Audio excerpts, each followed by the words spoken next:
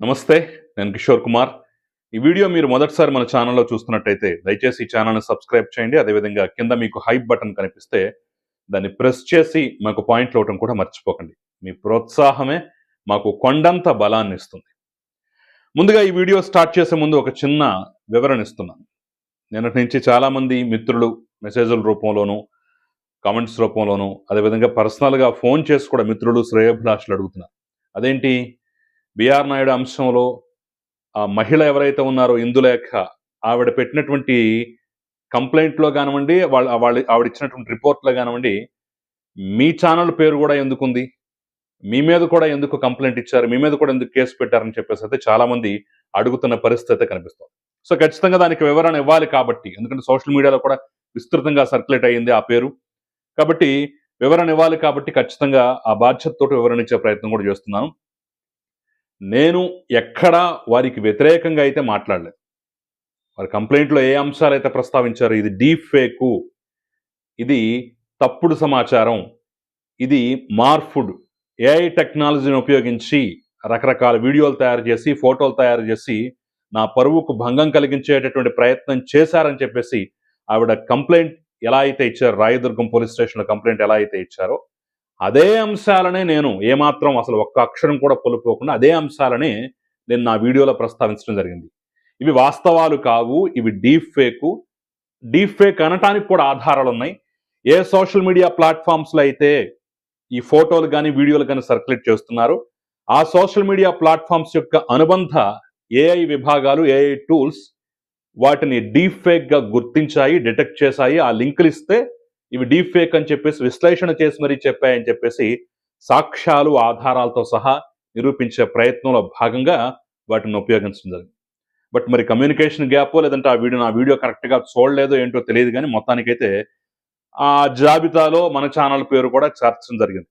So ఒకవేళ police శాఖ వారు సంప్రదించినట్టయితే నేను నా తరపున వివరణ ఇవ్వడానికి కూడా సిద్ధంగా ఉన్నాను. వారు ఏదైతే కంప్లైంట్ ఇచ్చినటువంటి ఆ ఇందులేఖ అనేటటువంటి మహిళ ఏదైతే అభిప్రాయాలు వ్యక్తం చేశారో, ఏదైతే అంశాలు చెప్పారో, నేను కూడా సేమ్ యాజ్ ఇట్ ఈజ్గా అదే చెప్పాను.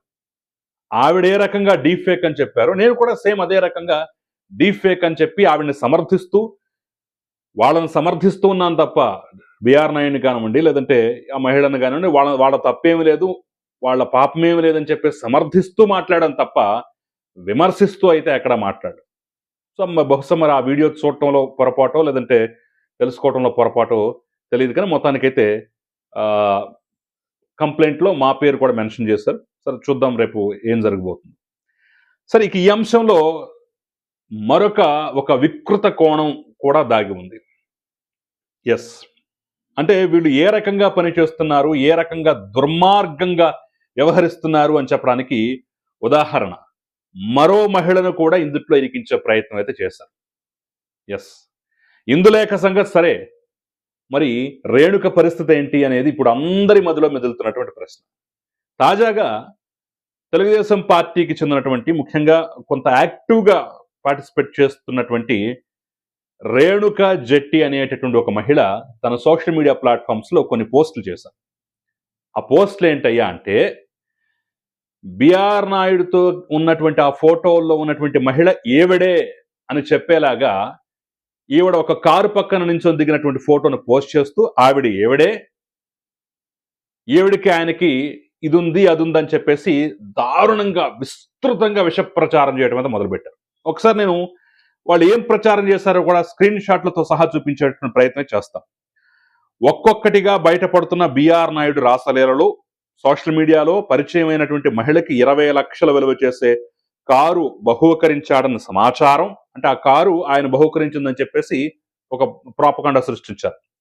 కారు మాత్రమే సరిపోదు, నాకు మరో 5 కోట్లు కావాలి అని అనడంతో తెగిన బ్రాకెట్లో అక్రమ సంబంధం. అంటే ఆ మహిళ నా కారు మాత్రం సరిపోదు, నాకు 5 కోట్లు కావాలని చెప్పగానే వెంటనే తెగిపోయింది వాళ్ళ మధ్య బంధం అని చెప్పేసి ఒక వక్రీకరణ. సీక్రెట్గా రికార్డ్ చేసిన వీడియోలు తనే రిలీజ్ చేసినట్టుగా రాజకీయ వర్గాల్లో సమాచారం. రాజీ కోసం రంగంలో దిగిన పార్టీ నేతలు, మంత్రుల మంతనాలని చెప్పేసి ఆవిడ ఫోటో పెట్టి ఒక విస్తృతంగా పోస్ట్. సేమ్ అందరి దగ్గర ఇదే పోస్ట్ చేసిన వాళ్ళందరి దగ్గర ఇదే matter cut and paste cut and paste cut and paste. ఎవరెవరు చేశారయ్యా అంటే ఆవిడ ఇచ్చినటువంటి సమాచారమే. వైఎస్ఆర్ కుటుంబం అనేటటువంటి గ్రూప్ లో రాజశేఖర రెడ్డి తంబలపల్లి అనేటటువంటి వ్యక్తి, ఆ తర్వాత షేక్ సయ్యద్ పక్కన బ్లూటిక్ కూడా ఉంటుంది, అశోక్ వైఎస్ఆర్సిపి జగన్ అనేటటువంటి అకౌంట్ నుంచి, అదేవిధంగా కుమార్ వైఎస్ఆర్సిపి పాలకొల్లు అనేటటువంటి అకౌంట్ నుంచి, వాళ్ళకి బ్లూటిక్ కూడా ఉంది. ఎంత దుర్మార్గం, ఎంత నీచం అంటే ఒక పక్క ఆ మహిళ ఈ మహిళ ఒకటే అని చెప్తారు, ఇంకో పక్క లేదు లేదు ఆ మహిళ వేరు, ఆవిడ పేరు ఇందులేఖ, ఆవిడ తాజాగా ఒక లెటర్ కూడా రిలీజ్ చేసింది, తమ మధ్య ఏం జరిగిందని చెప్పేసి ఇంకొక ఫేక్ లెటర్ కూడా పుట్టిస్తారు. ఎందుకు ఫేక్ లెటర్ అంటున్నానంటే అందుట్లో ఒక డేట్ లేదు, ఒక టైం లేదు. మాజీ కాబోయే ముఖ్యమంత్రి చంద్రబాబు నాయుడు అని చెప్పేసి లెటర్ రాయటం. పోనీ ఈ లెటరు వీళ్ళు అధికారంలోకి రాకముందే బీఆర్ నాయుడు గురించి వీళ్ళు ముఖ్యమంత్రి చంద్రబాబు నాయుడు అవుతాడని ముందే ఊహించి కంప్లైంట్ చేసిందని అని అనుకుందామన్నా, కూటమి ఏర్పడ్డటువంటి దాదాపు 6 నెలల తర్వాత ఎప్పుడో ఈయనకి టీటీడీ చైర్మన్ పదవి ఇచ్చారు. ఈయన టీటీడీ చైర్మన్ అవుతాడని చెప్పేసి అసలు ఊహించడానికి కూడా అవకాశం లేదు. మరి ఎలా సింక్ అవునటువంటి అంశాలు ఎలా తీసుకొస్తారు? ఒక పక్కమో మాజీ ముఖ్యమంత్రి కాబోయే ముఖ్యమంత్రి అని చెప్పేసి ప్రస్తావించడం, ఇంకో పక్కేమో టీటీడీ చైర్మన్ బీఆర్ నాయుడు అని చెప్పేసి ప్రస్తావించడం. ఎట్లిది? అదే అంశాన్ని ప్రస్తావిస్తూ ఆవిడ చాలా క్లియర్గా, ఎరా నా మీద ఇంత విస్తృత దుష్ప్రచారం చేశారు, కట్ చేస్తే ఇంకో పక్కేమో ఇదిగో ఇందులేఖ అని చెప్పేసి, ఇదిగో ఇదని చెప్పేసి, ఈ రకంగా ఇదని చెప్పేసి మీరు లెటర్లు రిలీజ్ చేస్తారు. నేను బ్రాహ్మణ, నాకు కూతుర్లున్నారా? మరి కనీస మాత్రంగా కూడా చూసుకోకుండా, కనీస మాత్రం కూడా వెరిఫై చేసుకోకుండా సోషల్ మీడియాలో దొరికినట్టుగా నా ఫోటోని పెట్టేసి నేనే ఆయనతో ఉన్నాను, మా ఇద్దరికి మధ్య సంబంధం ఉందని చెప్పేసి ఎలా మీరు ప్రస్తావిస్తారా దుర్మార్గంగా అని చెప్పేసి నిప్పులు చెరిగినటువంటి పరిస్థితి. చంద్రబాబు నాయుడు దగ్గర నుంచి, పవన్ కళ్యాణ్ దగ్గర నుంచి, నారా లోకేష్ దగ్గర నుంచి, వంగలపూడి అనిత దగ్గర నుంచి, ఆంధ్రప్రదేశ్ పోలీసుల దగ్గర నుంచి ప్రతి ఒక్కరిని ట్యాగ్ చేస్తూ ఏంటి దుర్మార్గం, ఏంటి నీచం, ఏంటి దుస్సంప్రదాయం, దయచేసి చర్యలు తీసుకోండి, దయచేసి ఇలాంటి వాళ్ళ మీద చర్యలు తీసుకోండి అని చెప్పేసి ఆవిడ ఆవేదన వ్యక్తం చేస్తుంది. మీరే కొన్ని ఫోటోలు తీసుకొస్తారు, దాంట్లో ఉన్నటువంటి వ్యక్తులకి మధ్య మీరే సంబంధాలు అంటగడతారు. ఫైన్, ఓకే, కాసేపు అనుకున్నా. మళ్ళీ మీరే వేరొక ఫోటో తీసుకొస్తారు. ఏవిడ అంటారు, అసలు కళ్ళు బుద్ధి జ్ఞానం ఉన్నోడెవడన్నా ఆ మహిళ ఈ మహిళ ఒకడని చెప్పేసి ఎలా మాట్లాడతారా? కనీసం కళ్ళుండవా? చూడక్కర్లే, కళ్ళతో చూసి, అరే కళ్ళతో మామూలుగా చూస్తేనే, పెద్ద టెక్నాలజీ కూడా అవసరం లేదు, కళ్ళతో మామూలుగా చూస్తేనే ఆ ఫోటోలు ఈ ఫోటోలు పక్కన పెట్టుకుంటే ఆ మహిళ ఈ మహిళ ఒకళ్ళు కాదు, వేరు వేరు అన్న సంగతి చాలా క్లియర్గా తెలుస్తోంది. ఆహా, మనం బురద జల్లాలి, మనం కట్టు కథలు కల్పించాలి, మనం మన ఇష్టం వచ్చినట్టుగా ఇజ్జేయాలని చెప్పేసి ఒక దుర్మార్గమైనటువంటి రాక్షస క్రీడ. ఎందుకు ఈ దుర్మార్గమైన రాక్షస క్రీడ? మనం ఎన్ని చేసినా మనల్ని ఏం పేకలేరు. మనం ఒక్కసారి అలా సోషల్ మీడియాలో పోస్ట్ చేసి మళ్ళీ వెంటనే డిలీట్ చేసుకున్నామంటే కింద ఉన్న వాళ్ళందరూ పోస్ట్ చేసుకుంటూ పోతారు, మనం సేఫ్, కింద బలి బకరాలు అయ్యేది కింద వాళ్ళు. అంతే కదా? వర్రా రవీందర్ రెడ్డి దగ్గర నుంచి చాలా అకౌంట్స్ లో ఈ యొక్క వీడియోలు, ఈ యొక్క ఫోటోలు, ఈ తతంగాలు ఇవన్నీ మొదట పోస్ట్ అయ్యాయి. ఆ తర్వాత ఏం చేశారు తెలివిగా, కొద్దిసేపు ఉంచి మన కార్యకర్తలు, మన అభిమానులు మొత్తం వాటన్నిటిని డౌన్లోడ్ చేసుకుని వాళ్ళు కూడా ప్రచారం మొదలు పెట్టారు అని తెలియగానే వెంటనే డిలీట్ చేసేస్తారు. మనం సేఫ్, వాళ్ళు పోతారు కదా, మనం సేఫ్, వాళ్ళని అరెస్ట్ చేసుకుంటారు కదా, మనం సేఫ్, వాళ్ళు బలి బకరాలు అవుతారు కదా అని చెప్పేసి ఒక దుర్మార్గకరమైనటువంటి రాక్షస క్రీడ. సో బీఆర్ నాయుడు మీద పగున్నా, బీఆర్ నాయుడు మీద కోపం ఉన్నా, బీఆర్ నాయుడు మీద శత్రుత్వం ఉన్నా ఆయనతో డైరెక్ట్ గా తేల్చుకోవచ్చు, ఎవరికి అభ్యంతరం ఉండదు. మీ దగ్గర సత్తా ఉంటే డైరెక్ట్ గా తేల్చుకోండి, ఆరోపణలు ఉంటే చేయండి. బట్ ఈ రకంగా మహిళలను అడ్డు పెట్టుకొని, ఎప్పుడెప్పుడో పాత ఫోటోలను అడ్డు పెట్టుకొని వాటితోటి దుర్మార్గంగా డీప్ ఫేక్ టెక్నాలజీ తోటి, ఏఐ తోటి క్రియేట్, ఇప్పుడు నేను చెప్తుంది కాదు, గ్రోకే చెప్తోంది. మీరు పోస్ట్ చేసిన ఎక్స్ అనుబంధ విభాగం గ్రోకే ఇది ఫేక్ అంటోంది, డీప్ ఫేక్ అంటోంది. మీరు ఉపయోగిస్తున్నటువంటి గూగులే, దాని అనుబంధ సంస్థ జెమినీనే ఇది ఫేక్ అంటోంది, డీప్ ఫేక్ అంటోంది. వాటినే మేము చెప్తున్నాం.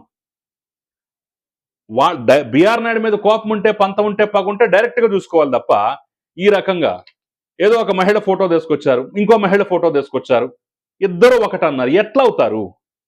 అన్యాయంగా, దుర్మార్గంగా, అసలు సంబంధం లేనటువంటి ఒక మహిళ ఫోటోని తీసుకొచ్చి ఈ రకంగా పెట్టి ఎలా ప్రచారం చేస్తారు? ఆవిడ నిన్న ఫేస్బుక్ లైవ్ కూడా పెట్టి మరి తన ఆవేదన వెళ్ళగక్కారు. ఎస్, ఆవిడ తెలుగుదేశం పార్టీలో యాక్టివ్గా ఉండొచ్చు. మీరు ఈ రకంగా బురద జల్లడానికి ఎలా ఉపయోగించుకుంటారు? తెలుగుదేశం పార్టీలో యాక్టివ్గా ఉన్నంత మాత్రాన, క్రియాశీలకంగా ఉన్నంత మాత్రాన, ఆ పార్టీ నాయకురాలు కార్యకర్త అయినంత మాత్రాన బురద జల్లటానికి ఎవరిని పడితే వాళ్ళని ఉపయోగించుకుంటారా? ఇదెక్కడ దుర్మార్గం? ఇదెక్కడ నీచం? ఇదెక్కడ చండాలం? ఖచ్చితంగా ప్రభుత్వం యాక్షన్ తీసుకోవాలి. ఖచ్చితంగా యాక్షన్ తీసుకోవాల్సిన బాధ్యత ప్రభుత్వం మీద ఉంది. ఖచ్చితంగా తీసుకోవాల్సిందే. అటు ఆ విషయంలోనూ ఎలాగో రాయదుర్గ పోలీస్ స్టేషన్లో ఆవిడ ఇందులేక కంప్లైంట్ చేశారు. ఇటు ఈవిడ కూడా తాజాగా తెనాలి పోలీస్ స్టేషన్లో నా ఫోటో పెట్టి బిఆర్ నాయుడుతో ఉన్నది నేనే అని చెప్పేసి కట్టుకథలు అల్లుతున్నారు, నాకు సంబంధం లేకపోయినా నా ఫోటో వాడుకుంటున్నారు, వీళ్ళ మీద చర్యలు తీసుకోండి అని చెప్పేసి ఆవిడ కూడా కంప్లైంట్ చేసినటువంటి పరిస్థితి. అలా దుర్మార్గంగా దుష్ప్రచారం చేసినటువంటి ప్రతి ఒక్కళ్ళని రోజు శిక్షించాల్సినటువంటి అవసరం అయితే అంత ఉంది. ప్రభుత్వం ఖచ్చితంగా యాక్షన్ తీసుకోవాలి. అప్పుడే ఈ దుర్మార్గాలు ఆగుతాయి, చెక్ పడతాయి. ముఖ్యంగా మహిళల గౌరవానికి అధిక ప్రాధాన్యత ఇస్తున్నామని చెప్పేటటువంటి ఆంధ్రప్రదేశ్ ప్రభుత్వం కొరడా జులిపించాల్సిన సమయం ఆసన్నమైంది.